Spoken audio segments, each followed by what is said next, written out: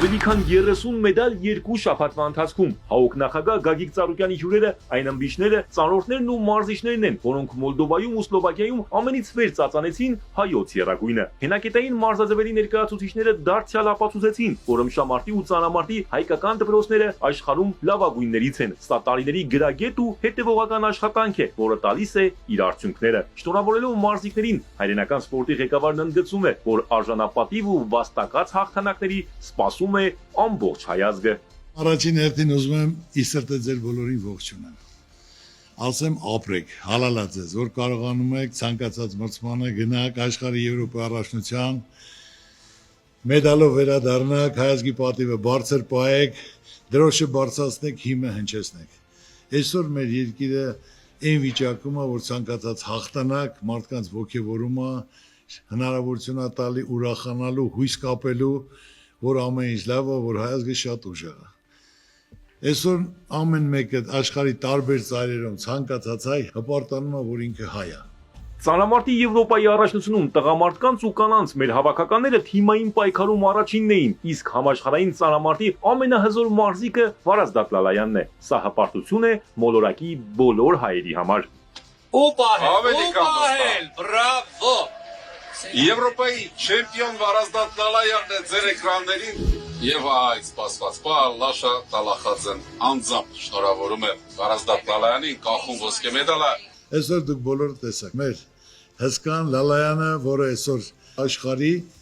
ամենաուժեղ մարդն է, որը ոսկե մեդալը բերեց եւ աշխարհից եւ Եվրոպայից, քեզ առողջություն, Աստված պահապան, որ միշտ մեր հայազգի պատիվը տենց բարձր պահես, բարձունքում լինի։ Դարիկ, ես քեզ միշտ հիշում եմ համալիրում, որ ռեկորդ սահմանեցիր, իրոք մալադեց, ապրես, որ դու լիարժեք զբաղվում ես, հետևում ես, տարբերություն էլ դու զգում ես, չէ՞, որ օր-օրիդ ավելի ուժեղ, ավելի հզոր։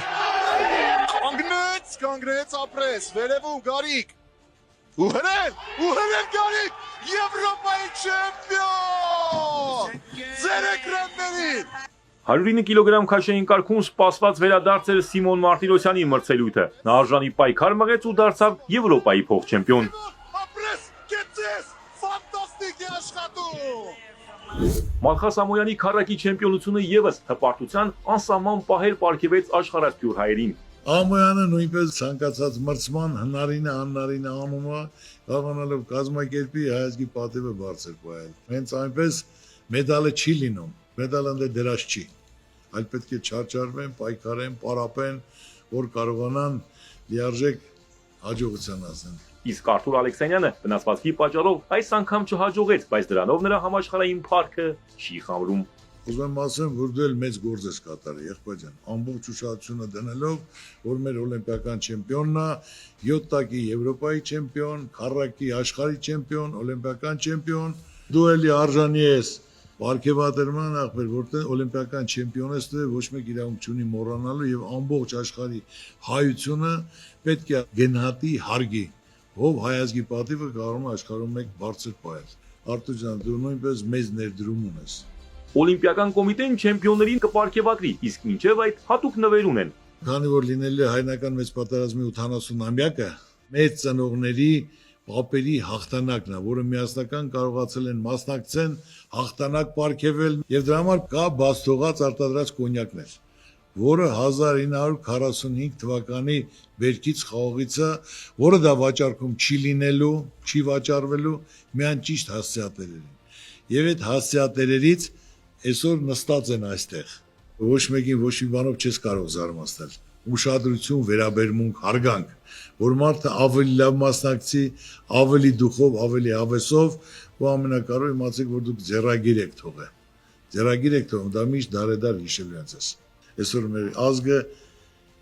կարիք ունի հաղթանակի։ Մեր ազգը իրավունք չունի կոտրվելու, հիասթափվելու։ Հիմնական խնդիրը պետք է միասնական լինեն, մի բռունց լինեն։